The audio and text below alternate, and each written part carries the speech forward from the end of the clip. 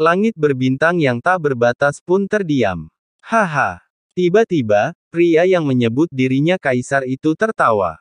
Suara tawa bergema, dan cahaya keemasan di langit berbintang pun memudar, kembali ke wujud semula. Ingin bertarung dengan kaisar ini? Jangan khawatir, akan ada kesempatan, hanya saja tidak sekarang. Begitu dia selesai berbicara, cahaya keemasan yang menyilaukan muncul lagi, berputar di telapak tangan pria yang menyebut dirinya kaisar. Pada saat yang sama, badai emas yang megah muncul di makam kuno ini, mendistorsi bintang-bintang dan ruang angkasa. Chusuan Yuan tidak bergerak sedikit pun, karena dia tahu pihak lawan telah memilih mundur. Maka ia memandang Song Changsheng dan berkata, datanglah lebih awal. Situasi klan 9 jiwa sucimu di alam ilahi primordial sedang tidak baik. Setelah mengatakan ini, tubuh gemuruh Chusuan Yuan pun menghilang. Pada saat yang sama, di dalam sungai surgawi ke-9, di sebuah istana sederhana, Chusuan Yuan berdiri dalam posisi yang sama seperti sebelumnya.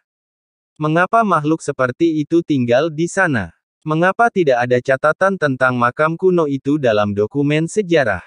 Meski dalam wujud aslinya, Chusuan Yuan tampak tenggelam dalam pikirannya, seakan-akan dia tengah menghadapi musuh yang tangguh. Di makam kuno, badai emas menyapu setiap sudut, tetapi tidak melukai siapapun. Namun dalam sekejap mata, semua orang muncul di langit berbintang yang sama, yaitu pintu masuk ke makam kuno. Makam kuno itu lenyap sepenuhnya, seolah-olah tidak pernah muncul. Bahkan kekuatan yang menyelimuti sungai surgawi ke-9 pun menghilang. Semuanya kembali normal. Meskipun Chu Feng dan yang lainnya menyembunyikan posisi mereka sehingga orang luar tidak dapat melihat, mereka tetap berkumpul bersama. Dan atas semua yang baru saja terjadi, semua orang masih terkejut. Sial, apakah ini mimpi? Kata Huang Fu Zantian. Tetapi dia tahu bahwa ini bukan mimpi, karena tanda warisan masih ada pada Chu Feng dan yang lainnya. Namun kini, tanda itu menghilang. Ia tidak menghilang, melainkan menyatu dengan tubuh Chu Feng dan yang lainnya. Meong, ternyata kau menggunakan kekuatan itu. Pada saat ini, sebuah suara terdengar. Pada saat yang sama, sosok Song Changsheng juga muncul di hadapan Chu Feng dan yang lainnya. Meskipun Chu Feng dan kelompoknya yang besar telah menyembunyikan diri dan sama sekali tidak terlihat oleh orang luar, Song Changsheng masih menemukan mereka dengan mudah. Senior, kamu. Hanya melihat Song Changsheng saat ini, Chu Feng dan yang lainnya merasa takut. Meskipun Song Changsheng tidak terluka, kondisinya jelas tidak baik. Tidak apa-apa, kata Song Changsheng. Senior, mengapa makam kuno ini menghilang? Apakah kamu melakukan ini? Chu Feng bertanya. Meskipun dia menyelesaikan konjungsi 7 bintang dan memecahkan formasi pengorbanan, dia merasa bahwa hilangnya makam kuno itu tidak ada hubungannya dengan dirinya. Siapa yang menjadi perhatiannya? Itu pasti Song Changsheng. Dari posturnya saat ini, jelaslah bahwa dia pasti telah melakukan sesuatu dan membayar harga yang mahal. Itu benar-benar hilang. Tapi itu bukan aku. Itu kamu. Song Changsheng menatap Chu Feng dan tersenyum tipis, senyumnya penuh arti. Saya. Chu Feng sedikit terkejut, tetapi karena Song Changsheng berkata demikian, dia hanya bisa menyimpulkan bahwa itu karena mereka lulus ujian sehingga makam kuno itu menghilang.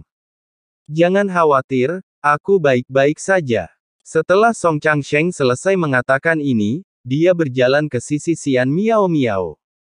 Saat itu, Xian Miao Miao tengah asyik dengan penyembuhannya dan sama sekali tidak menyadari perubahan di dunia luar. Meong, aku akan mengambilnya. Ada yang ingin kau katakan? Aku bisa memberitahunya, Song Changsheng bertanya pada Chu Feng.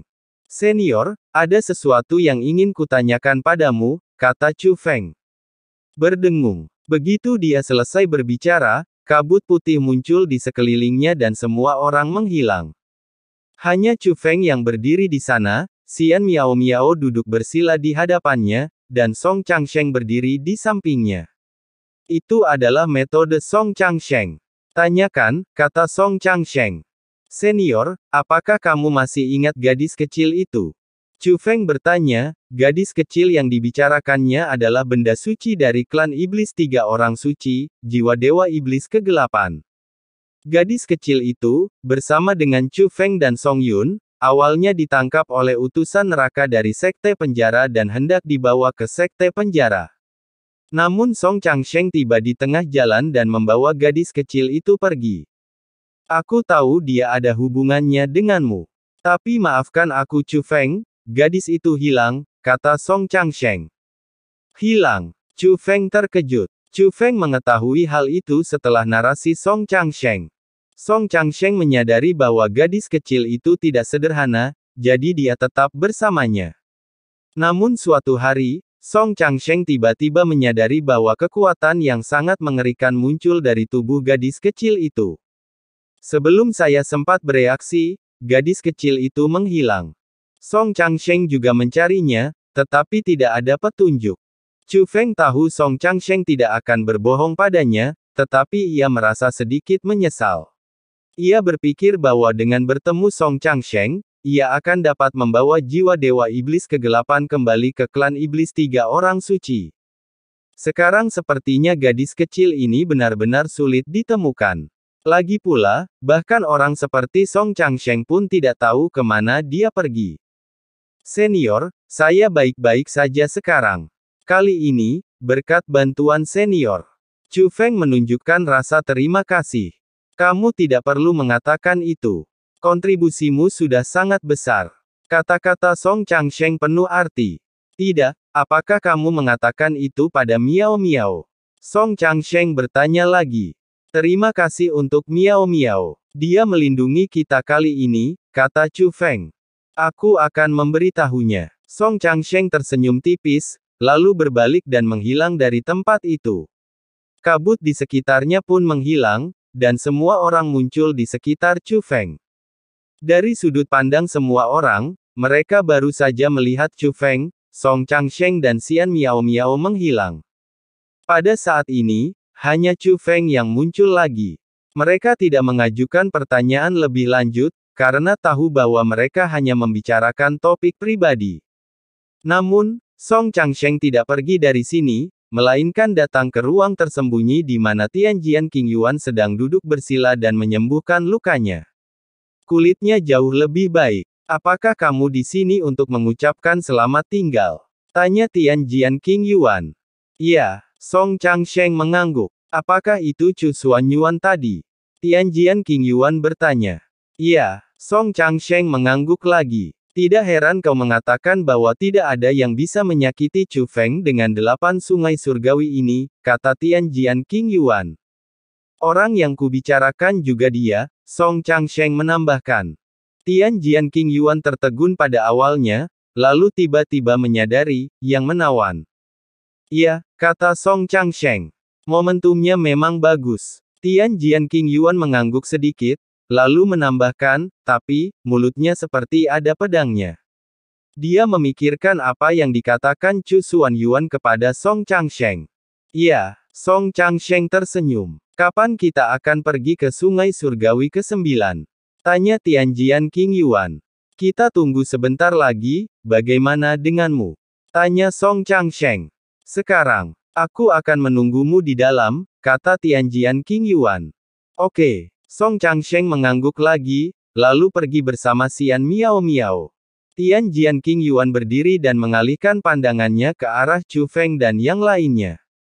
Meski jaraknya jauh, dia menunjuk ke arah Chu Feng, dan saat berikutnya Chu Feng mendekat padanya.